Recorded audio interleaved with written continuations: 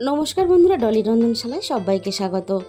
আজকে আমি তোমাদের সাথে শেয়ার করব ঝিঙের সম্পূর্ণ একটা নতুন নিরামিষ রেসিপি। আর খুবই সহজ সরল পদ্ধতিতে ঘরে থাকা উপকরণ দিয়ে ঝটপট এই রেসিপিটা বানিয়ে নিতে পারবে।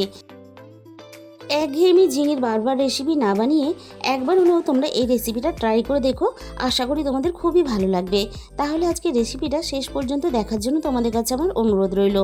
একটা বড় সাইজের ঝিঙে আলু ভাজার মতো ঝিরিঝিরি করে কেটে নিয়েছিলাম। এবার আমি ঝিঙের মধ্যে স্বাদ মতো লবণ দিয়ে দিলাম। লবণ দিয়ে আলতো হাতে এভাবে একটু চটকে মেখে নিতে হবে। এতে ঝিঙে থেকে অল্প একটু জল ছাড়বে আর ঝিঙেটাও বেশ অনেকটা নরম হয়ে যাবে। এবার আমি ঝিঙের মধ্যে বড় চামচের 1 চামচ পরিমাণ বেসন দিয়ে দিলাম।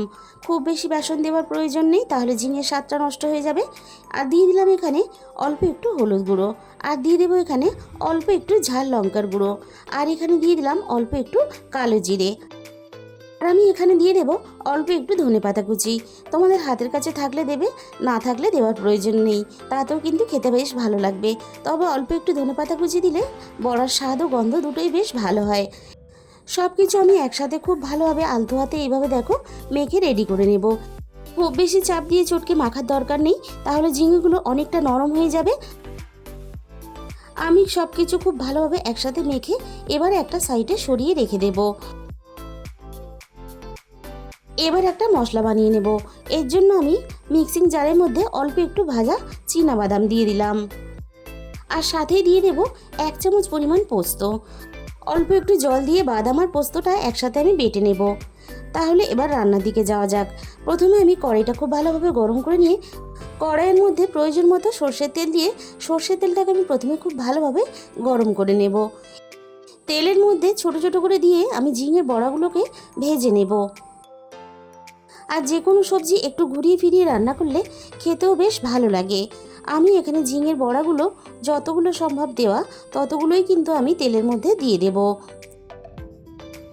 বড়াগুলোর একটা সাইড ভাজা হয়ে যাওয়ার পরে আর একটা সাইড ভাজা হওয়ার জন্য আমি এইভাবে উল্টে দেব।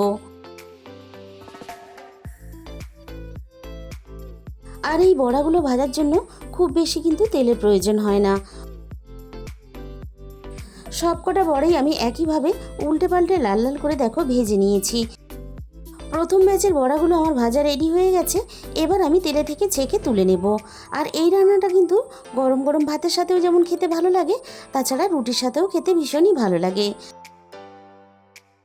বাকি বড়াগুলো ঠিক একইভাবে আমি তেলের মধ্যে দিয়ে দিলাম, আর বাকি বড়াগুলো ঠিক আমি একইভাবে ভেজে নেব। সবগুলো বড়া আমার রেডি হয়ে গেছে ভাজা। আমি এবার কড়াই থেকে নামিয়ে নিলাম।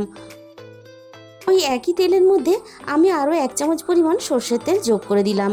তেলটা খুব ভালোভাবে গরম হতে ফোড়নে আমি অল্প একটু কালো জিরে দিয়ে দিলাম। আগে থেকে আমি একটা বড় সাইজের আলু ছোট ছোট করে আমি কেটে রেখে দিয়েছিলাম, আর কেটে রাখা আলুগুলো আমি ফোড়নের সাথে তেলের মধ্যে দিয়ে দিলাম।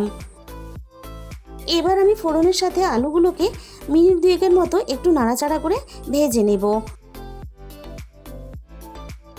আলুগুলো একটু ভেজে নেওয়ার পরে আমি এখানে স্বাদ মতো লবণ দিয়ে দিলাম। এবার আমি লবণ দিয়ে আলুগুলোকে নাড়াচাড়া করে বেশ একটু লালচে করে ভেজে নেব। আর যে কোনো রান্নাতে আলু একটু ভালোভাবে ভেজে নিলে তাড়াতাড়ি সিদ্ধ হয়ে যায়, আর রান্নার পরে খেতেও বেশ ভালো লাগে। আলুগুলো আমি এখানে লালচে করে ভেজে নিয়েছি। এবার আমি আলুর মধ্যে সামান্য পরিমাণ জল দিয়ে দিলাম। এবার আমি একে একে মশলাগুলো দিয়ে দেব। দিয়ে দিলাম এখানে 1/2 চামচের একটু কম হলুদ গুঁড়ো, আর দিয়ে দিলাম 1/2 চামচের একটু কম ঝাল লঙ্কার গুঁড়ো, আর দিয়ে দিলাম এখানে 1/2 চামচের একটু কম ধনে গুঁড়ো, আর দিয়ে দেবো এখানে 1/2 চামচের একটু কম জিরে গুঁড়ো। এবার আমি আলুর সাথে মশলা একটু নাড়াচাড়া করে মিশিয়ে দিয়ে সব কিছু খুব ভালোভাবে একটু সময় নিয়ে কষিয়ে নেব।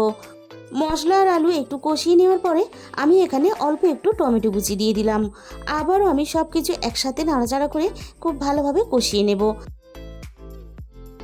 আলুগুলো খুব ভালোভাবে কষানো হয়ে গেছে, আর টমেটোটাও আগের থেকে বেশ অনেকটা নরম হয়ে গেছে।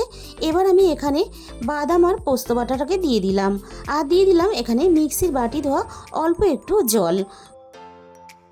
3-4 মিনিটের মতো নাড়াচাড়া করে সব কিছু একসাথে খুব ভালোভাবে কষিয়ে নেব। আর রান্নাতে পোস্তর পরিমাণটা অবশ্যই নিজেদের মতো করে ব্যবহার করবে। আর মশলা থেকে তেল ছাড়তে শুরু করে দিয়েছে। এবার আমি রান্নাতে পরিমাণ মতো জল দিয়ে দেব। আর এখানে আমি ছোট বাটি 2 বাটি পরিমাণ জল ব্যবহার করলাম। জলের সাথে মশলা সব কিছু নাড়াচাড়া করে খুব ভালোভাবে মিশিয়ে দিয়ে আলুগুলোকে খুব ভালোভাবে আমি সিদ্ধ হতে দেব। কিছুক্ষণ পরে আমি নাড়াচাড়া করে দেখে নেব আলুগুলো খুব ভালোভাবে সিদ্ধ হয়েছে কিনা। আলু খুব ভালোভাবে সিদ্ধ হয়ে গেছে। এবার আমি ঝিঙের বড়াগুলোকে ঝোলের মধ্যে দিয়ে দেব। আর এইভাবে ঝিঙের বড়া বানিয়ে রান্না যখন করবে তখন কিন্তু একটু বেশি পরিমাণে বানাবে। এইভাবে ঝিঙের বড়া ভাজলে এতটাই টেস্টি হয়, রান্না হওয়ার আগেই কিন্তু কিছুটা শেষ হয়ে যেতে পারে। ঝিঙের বড়াগুলো ঝোলের মধ্যে দেওয়ার পরে 4-5 মিনিটের মতো আমি রান্নাটা করে নেব। এবার আমি এখানে স্বাদ মতো চিনি দিয়ে দিলাম। যেহেতু ঝিঙের নিরামিষ তরকারি, তাই অল্প একটু চিনি দিলে বেশ মিষ্টি মিষ্টি হলে খেতে ভালো লাগে। আবারও আমি রান্নার মধ্যে অল্প একটু ধনেপাতা কুচি দিয়ে দিলাম। তোমরা হয়তো ঝিঙের অনেক রকমের রেসিপি বানিয়ে খেয়েছো, তবে একবার হলেও এই রেসিপিটা অবশ্যই ট্রাই করে দেখো। তাহলে বন্ধুরা, আজকের এই রেসিপিটা ভালো লাগলে প্লিজ একটা ভিডিওতে লাইক করে দিও। আর এরকম নতুন নতুন অনেক রেসিপি পেতে চ্যানেলে যে সমস্ত নতুন বন্ধুরা এখনও পর্যন্ত আমার চ্যানেলটাকে সাবস্ক্রাইব করোনি, চ্যানেলটাকে সাবস্ক্রাইব করে পাশে থাকা বেল আইকনটা অল করে দিও। তাহলে যখনই আমি কোনো নতুন রেসিপি আপলোড করব সবার আগে তোমার কাছে পৌঁছে যাবে।